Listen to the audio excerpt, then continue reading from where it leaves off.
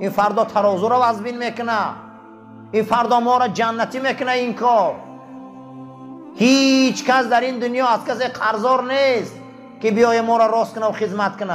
اینجا به خاطر الله و دین خدا میبینیم. دیگه حکومت خدا را باید حرمت کنیم. آخی ملکه ساسانی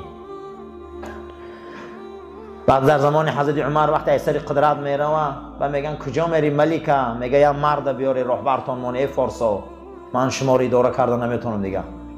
یا مرد بیاری که شاید مرد شما را تانه. میگه تو کجا میری؟ گفته بیابانی خرمازار میرم. چیده میری اوجا؟ من پایتخت دولت مسلمانو میرم. و تو زردشتی کو چیده میری اوجا؟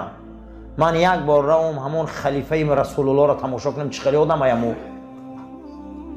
من یک بار روم همون اونا خلیفهش میگن امیرش میگن شکل نامش عمر های در تنج